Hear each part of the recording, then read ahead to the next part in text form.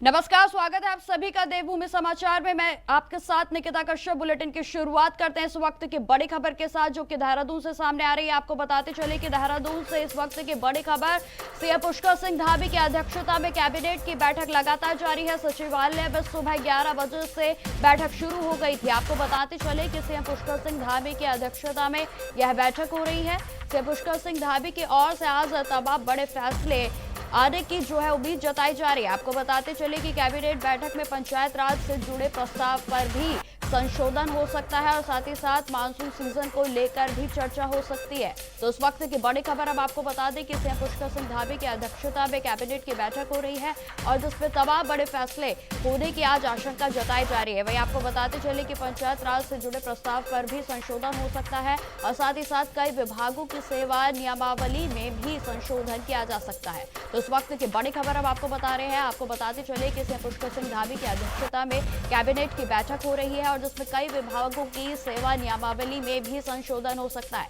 तो आज कई बड़े फैसले जो है वो सीएम पुष्कर सिंह धामी की सरकार की ओर से लिए जा सकते हैं। तो उस वक्त की बड़ी खबर अब आपको बता दें कि देहरादून में कैबिनेट की बैठक लगातार जारी है, जिसमें आपको बता दें कि सीएम पुष्कर सिंह धामी की अध्यक्षता में यह बैठक जारी है और बैठक में कई अहम मुद्दों पर आज फैसला आने की उम्मीद जताई जा रही है। वहीं आपको यह भी बता दें कि बैठक में जो अहम मुद्दा है वो पंचायत चुनाव को लेकर भी है और साथ ही साथ तमाम तरीके की नियमावली में भी संशोधन हो सकता है। पंचायत राज से जुड़े प्रस्ताव पर भी संशोधन हो सकता है और साथ ही साथ अन्य कई मुद्दों पर आज फैसला होने की और साथ ही साथ चर्चा होने की आशंका जताई जा रही है। तो इस वक्त की बड़ी खबर आपको बता दें कि देहरादून में सीएम पुष्कर सिंह धामी की अध्यक्षता में लगातार कैबिनेट की बैठक जारी है, जिसमें कई विभागों की सेवा नियमावली में संशोधन हो सकता है और साथ ही साथ पंचायत राज चुनाव को लेकर भी आज बड़ा फैसला आने की आशंका जताई जा रही है। तो इस वक्त की बड़ी खबर अब आपको बता दें, सीएम पुष्कर सिंह धामी की अध्यक्षता में कैबिनेट की बैठक लगातार जारी है, जिसमें मंत्रिपरिषद के तमाम अधिकारियों के तमाम जो नेतागण हैं वो वहां पर मौजूद हैं और इस अध्यक्षता में कैबिनेट की बैठक जो है वो लगातार जारी है। सीएम पुष्कर सिंह धामी की अध्यक्षता में बैठक हो रही है और जिसमें पंचायत राज से जुड़े प्रस्ताव पर भी संशोधन हो सकता है।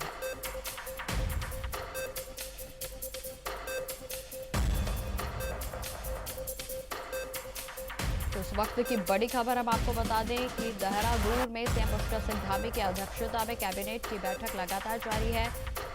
11 बजे से बैठक की शुरुआत हुई थी और जिसमें अभी चर्चा लगातार जारी है। आपको बताते चले कि आज तमाम तरीके के मुद्दों पर चर्चा हो रही है और जिसमें सीएम पुष्कर सिंह धामी की अध्यक्षता में कैबिनेट की बैठक लगातार जारी है। पंचायत राज से जुड़े जो मुद्दे हैं उस पर भी आज संशोधन किया जा सकता है। सीएम पुष्कर सिंह धामी की अध्यक्षता में कैबिनेट की बैठक हो रही है और जिसमें तमाम फैसले आज आने की उम्मीद भी जताई जा रही है।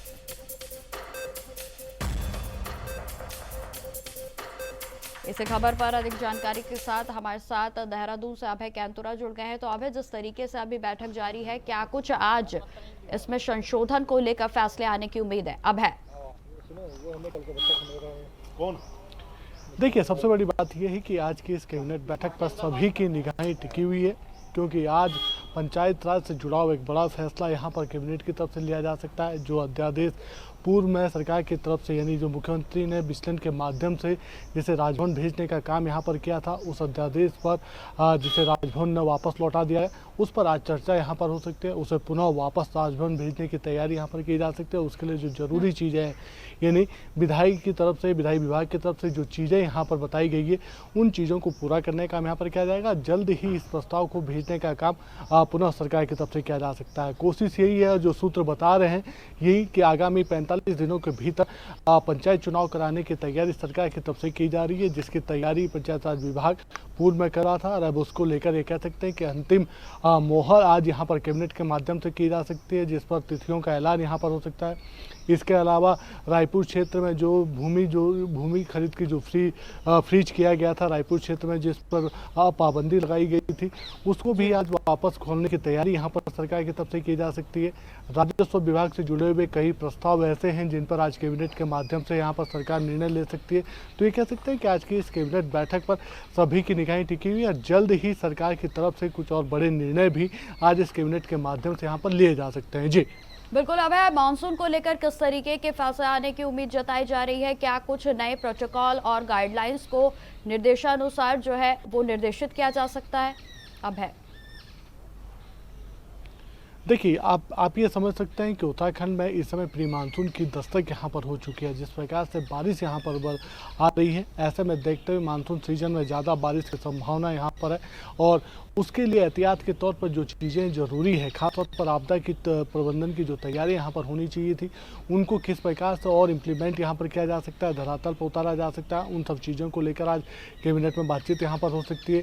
जिलों को किस प्रकार से बजट यहाँ पर दिया जा सकता है, क्योंकि पूर्व में ये कह सकते हैं कि जो सरकार का आदेश था कि आपदा को लेकर ये कह सकते हैं कि जिलाधिकारी और कमिश्नरों को जो बजट यहाँ पर आवंटित होना था उसमें बढ़ोतरी यहाँ पर की गई थी। उसके आदेश आपदा प्रबंधन विभाग की तरफ से यहाँ पर किए जा चुके हैं, जिसमें कह सकते हैं कि जो जिला अधिकारी हैं अब वो 20 लाख की बजाय कह सकते हैं कि 1 करोड़ तक की धनराशि इस आपदा के मद में खर्च कर सकता है। तत्कालीन उन सब चीज़ों को लेकर जो मदद की आवश्यकताएं होती है, जो कार्यवाही की जरूरत है, उनको वहाँ पर की जा सकती है। गढ़वाल कमिश्नर का जो दायरा था, यानी जो बजट राशि खर्च करने का था, उसको 5 करोड़ तक का करने का काम यहाँ पर किया गया। तो ये कहा जा सकता है कि सरकार ने, मुख्यमंत्री ने जो घोषणाएं करी थी उन पर आपदा प्रबंधन विभाग ने काम तो किया, लेकिन धरातल पर और कितनी मजबूती के साथ तैयारियां यहाँ पर की जा सकती है, उन सब चीज़ों को लेकर आज के इस कैबिनेट बैठक में बातचीत होगी। कैबिनेट मंत्रियों तरफ से मंथन वहाँ पर किया जा सकता है। जी बिल्कुल। अब है आज जिस तरीके से अभी आपने 2 अहम मुद्दे जो है बताए, इनके अलावा और क्या मुख्य विचार हो सकते हैं या फिर मुद्दे हो सकते हैं जिन पर आज कैबिनेट की बैठक में कोई अहम फैसला आ सकता है सामने? देखिए, कई विभागों की जो सेवा नियमावली है उन पर भी आज कैबिनेट बैठक की तरफ से यहाँ पर निर्णय लिया जा सकता है। इसके अलावा कर्मचारियों से जुड़े हुए कुछ निर्णय हैं, जैसे वेतन विसंगतियों से जुड़े हुए जो निर्णय, उन पर बातचीत यहाँ पर हो सकती है। साथ ही ये कह सकते हैं कि जो आगामी 21 जून को जो अंतर्राष्ट्रीय योग दिवस यहाँ पर होना है, जिसका कार्यक्रम सरकार की तरफ से पूर्व में निर्धारित है कि गैरसैंण में इस कार्यक्रम को आयोजित करना है, उसको लेकर किस प्रकार की तैयारी यहाँ पर रह सकती है। क्योंकि योग दिवस पर ये कह सकते हैं कि महामहिम राष्ट्रपति यहाँ पर आ रही हैं, उत्तराखंड के 2 दिवसीय दौरे पर हैं, जिसकी तैयारियां जिला प्रशासन की तरफ से की जा रही है। तो ये कह सकते हैं कि उन सब चीज़ों को, उन कार्यक्रमों को भी कैसे सफल बनाया जा सकता है, उसको लेकर बातचीत यहाँ पर होगी। लेकिन आज की इस कैबिनेट बैठक में जो निगाहें हैं, जिस पर सबसे ज़्यादा उम्मीद यहाँ पर टिकी हुई चर्चा हो सकती है, वो पंचायत राज से जुड़े हुए प्रस्ताव पर है, जिस पर पंचायत राज विभाग को काम यहाँ पर करना है और किस प्रकार से पंचायत चुनाव को आगामी दिनों में संपन्न कराना है, क्या कुछ उसकी तैयारियाँ, उसको लेकर बातचीत यहाँ पर हो सकती है। जी ठीक है। अब लगातार आप हमारे साथ बने। फिलहाल खबरों में आगे बढ़ते हैं। अगली खबर है, उत्तराखंड के पर्वतीय क्षेत्रों में आज आंशिक बादल छाए रहेंगे। साथ ही साथ आपको बताते चले कि कुछ स्थानों पर गरज चमक के साथ बौछारें पड़ने की भी संभावना जताई जा रही है। वहीं मैदानी क्षेत्रों में दिन भर धूप खिली रहेगी। हालांकि कहीं कहीं तेज हवाएं चलने के साथ बूंदाबांदी होने के भी आसार जताए जा रहे हैं। वहीं आपको बताते चले कि चारधाम और आसपास के इलाकों में हल्की बारिश हो सकती है। उत्तराखंड में इन दिनों मौसम का मिजाज पूरी तरीके से बदला हुआ है। मंगलवार की सुबह देहरादून की सुबह बारिश के साथ हुई थी, तो वहीं बुधवार भी हवा आंधी के साथ बारिश से लोगों की नींद खुली।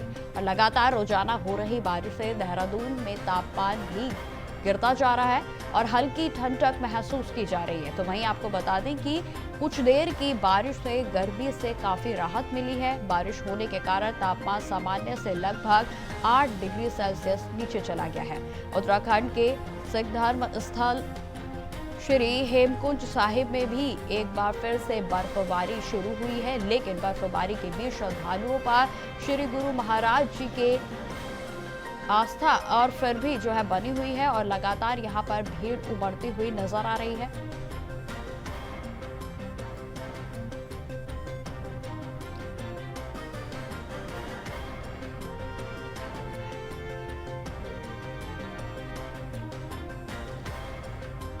तो आपको बताते चले कि उत्तराखंड में जिस तरीके से मौसम विभाग की ओर से भी तमाम तरीके की एहतियात बरतने के लिए चेतावनी जारी की गई है और लगातार इसी खबर पर अधिक जानकारी के साथ हमारे साथ अभय कैंतुरा बने हुए हैं। तो अभय, जिस तरीके से मौसम विभाग की ओर से भी तमाम जगहों पर अलर्ट जारी कर दिया गया था और आज जो है तमाम जगहों पर बर्फबारी भी देखी गई है, क्या कुछ जानकारी आपके पास?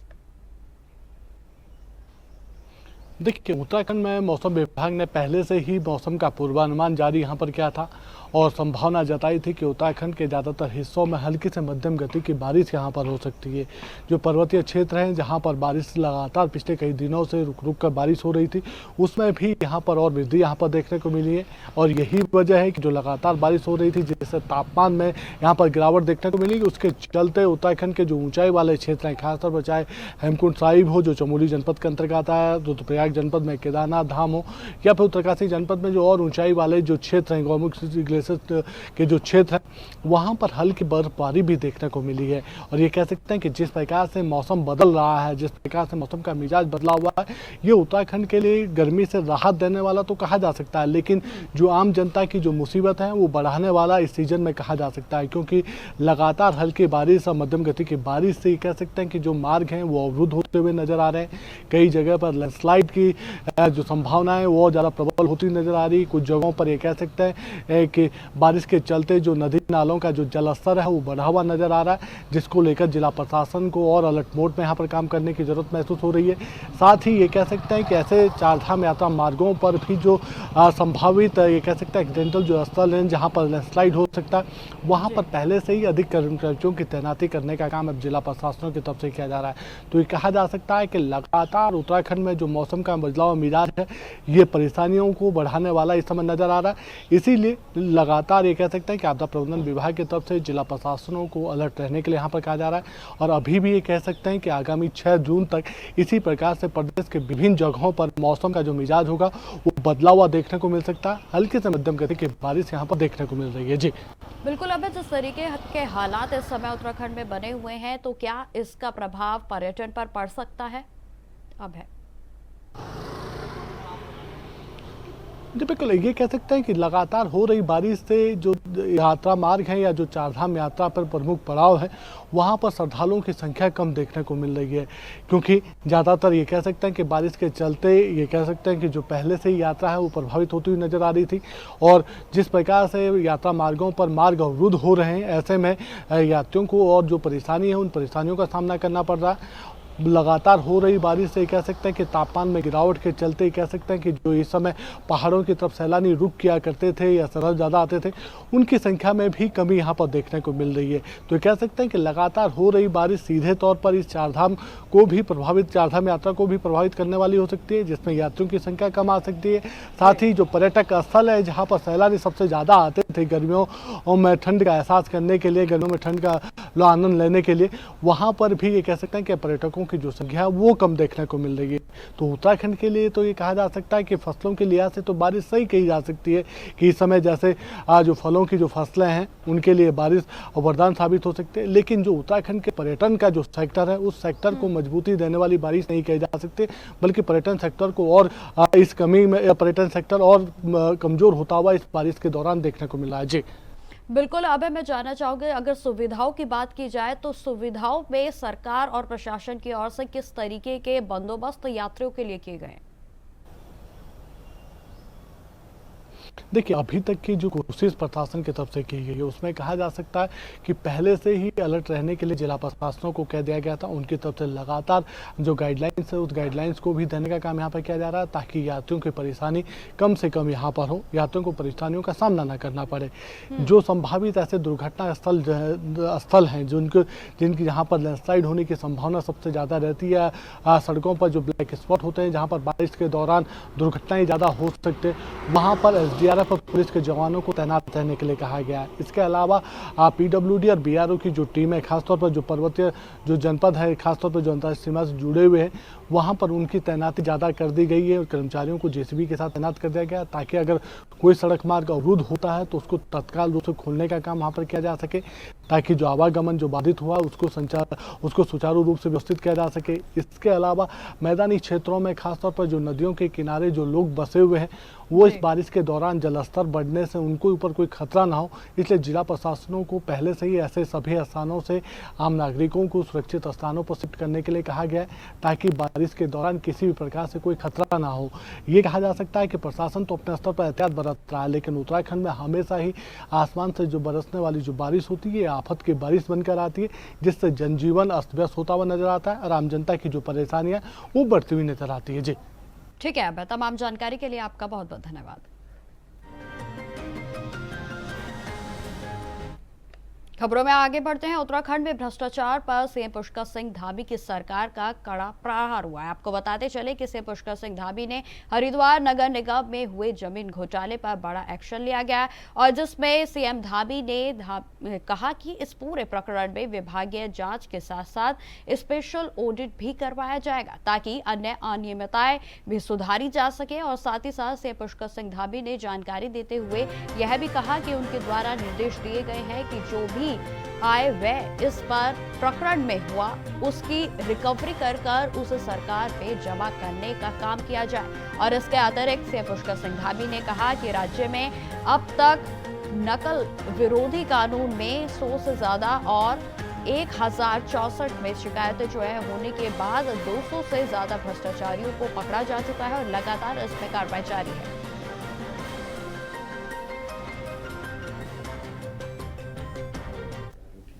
भ्रष्टाचार को लेकर हमारा बिल्कुल स्पष्ट मत है। हमारी नीति बिल्कुल जीरो टॉलरेंस की है। किसी भी कीमत पर देवभूमि में भ्रष्टाचार स्वीकार नहीं किया जाएगा। हमारी सरकार भ्रष्टाचार को जड़ से समाप्त करने के लिए लगातार काम कर रही है और हमने भ्रष्टाचार को समाप्त करने के लिए 100 से भी ज़्यादा नकल के मामले में फैले भ्रष्टाचार को पूरी तरह से समाप्त करके जड़ से समाप्त किया और 100 से ज़्यादा नकल माफियाओं को जेल की सलाखों के पीछे भेजा। इसके अलावा भ्रष्टाचार के अन्य मामलों में भी 200 से अधिक लोगों को अभी तक 1064 जो हमारा टोल फ्री नंबर है उस टोल फ्री नंबर पर शिकायत मिलने पर गिरफ्तार किया गया विजिलेंस के द्वारा। हरिद्वार नगर निगम में भूमि खरीद घोटाले का प्रकरण जैसे ही मेरे संज्ञान में आया तत्काल हमने शासन से एक वरिष्ठ अधिकारी के नेतृत्व में जांच बैठाई, जांच दी उनको और जांच की रिपोर्ट आते ही भूमि विक्रेताओं के बैंक के खातों को सीज किया गया है। कई अन्य कर्मचारी जो इसमें संलिप्त पाए गए हैं प्रारंभिक रिपोर्ट में उन सभी को सस्पेंड किया गया है। जांच रिपोर्ट प्राप्त होने पर उसकी समीक्षा की गई और समीक्षा करने पर तत्कालीन नगर आयुक्त, तत्कालीन जिलाधिकारी और प्रशासक सहित 7 लोगों को आज निलंबित करते हुए पूरा प्रकरण विस्तृत जांच के लिए विजिलेंस को सौंप दिया है। हम ये सुनिश्चित करेंगे कि जो नगर निगम का पैसा है वो पैसा सरकारी खाते में वापस आए। इसके लिए हमने आदेश। खबरों में आगे बढ़ते हैं। प्रदेश की खेल मंत्री रेखा आर्या ने विधानसभा कक्ष में उत्तराखंड ओलंपिक एसोसिएशन और खेल विभाग के अधिकारियों के साथ 23 जून को होने जा रहे ओलंपिक डे की तैयारियों को लेकर बैठक की और इसको लेकर जानकारी देते हुए खेल मंत्री ने यह भी बताया कि उत्तराखंड ओलंपिक एसोसिएशन और हमारे खेल विभाग के साथ संयुक्त बैठक हुई है और जिसका मुख्य उद्देश्य 23 जून को ओलंपिक डे के सेलिब्रेशन को लेकर कार्य योजना बनाना था।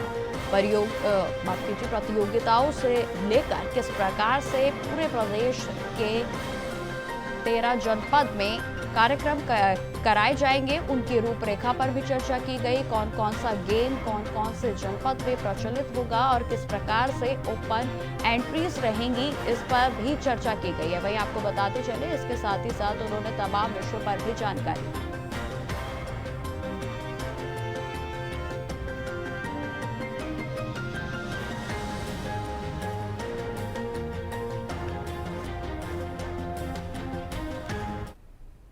खबरों में आगे बढ़ते हैं। राष्ट्रपति द्रौपदी मुर्मू 11 जून को एम्स में आयोजित होने जा रही दीक्षांत समारोह के लिए देवघर आ रही हैं। आपको बताते चले कि राष्ट्रपति के आगमन को लेकर जिला प्रशासन तैयारियों में जुट गया है। वहीं राष्ट्रपति द्रौपदी मुर्मू 10 जून की देर शाम को विशेष विमान से देवघर पहुंचेगी और फिर 11 जून को एम्स में आयोजित दीक्षांत समारोह में शामिल होंगी। और इस दीक्षांत समारोह से पहले राष्ट्रपति का बाबा मंदिर में पूजा अर्चने का भी कार्यक्रम जो है उनका रहेगा। जिला प्रशासन ने इसे देखते हुए शनिवार की देर शाम को पदाधिकारियों के साथ एक अहम बैठक भी की। भ्रमण कार्यक्रम की तैयारियों को लेकर जिला अधिकारी सचिन बंसल ने बैठक भी की है। आपको बताते चले कि उनके द्वारा जिसमें जिले में राष्ट्रपति द्रौपदी मुर्मू के प्रस्तावित कार्यक्रम को लेकर पुलिस अधिकारियों को सुरक्षा व्यवस्था, यातायात व्यवस्था के अलावा रूट लाइन की व्यवस्थाओं को लेकर भी तमाम तरीके के दिशा निर्देश दिए गए।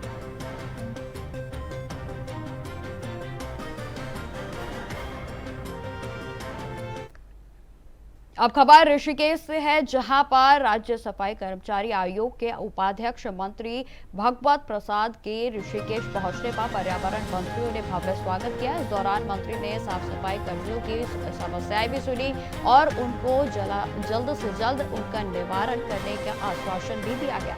और इसके साथ ही साथ कर्मचारियों ने नियमित तरीके से सफाई कर्मचारियों की भर्ती करने का मुद्दा उठाया और जिसके बाद कर्मचारी संघ के अध्यक्ष नरेश खेरवाल ने मंत्री को ज्ञापन सौंपते हुए जल्द से जल्द समस्याओं का समाधान करने की मांग की गई।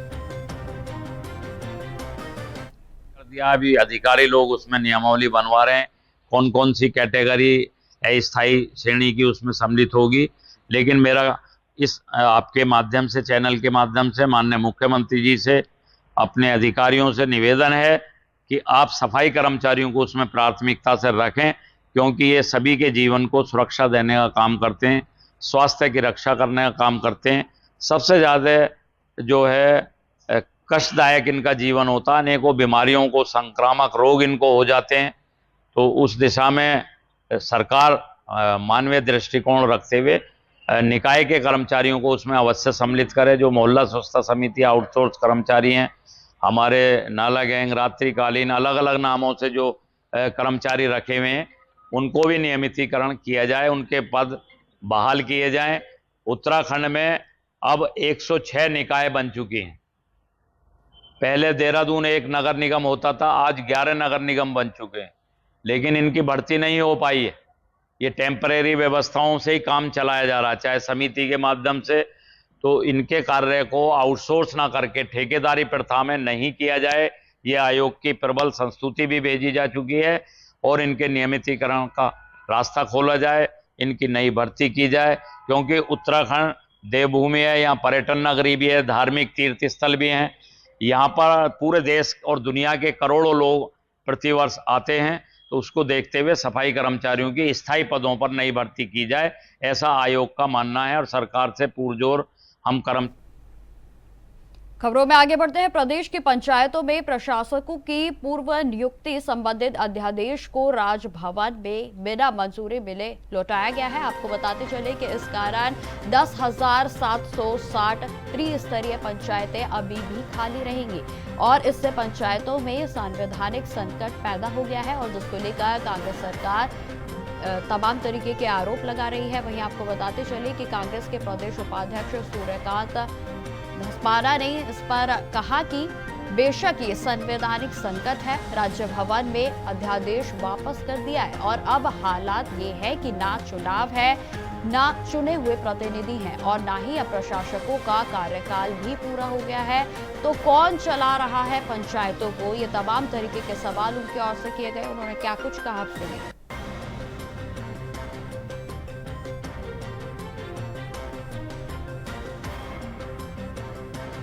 स्थानिक संकट है। तो राज्य भवन ने वो अध्यादेश वापस कर दिया है विधायी को और अभी हालात ये है, न तो चुनाव है, चुने हुए प्रतिनिधि हैं, न प्रशासकों का कार्यकाल बढ़ा है, तो प्रशासकों का कार्यकाल भी समाप्त हो गया, तो प्रशासक भी नहीं है। तो कौन चला रहा है पंचायतों को? यानी कि ग्राम पंचायत से लेकर के बीडीसी से लेकर के और क्षेत्र पंचायत और पूरी की पूरी जिला पंचायत इस समय लावारिस पड़ी हुई हैं। राज्य में ये स्थिति राज्य की सरकार की उदासीनता के कारण आई है। राज्य में ये स्थिति भारतीय जनता पार्टी का जो डर है उसके अंदर बैठा हुआ, चुनाव से लगातार जो भाग रहे हैं उसके कारण आई है। और मैं समझता हूं इस पर सरकार को तत्काल बिना देर किए राज्य में चुनाव घोषित कर देने चाहिए।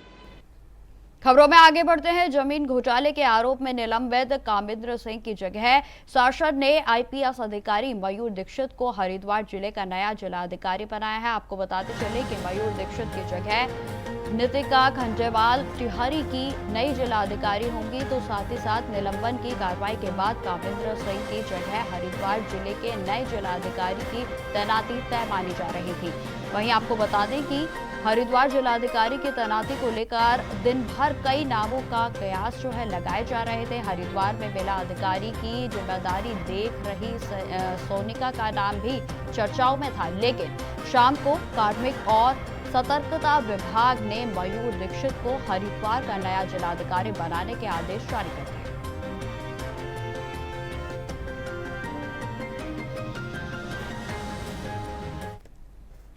तो फिलहाल इस बुलेटिन में इतना ही। देश दुनिया की तमाम खबरों की जानकारी के लिए बने रहें हमारे साथ। नमस्कार।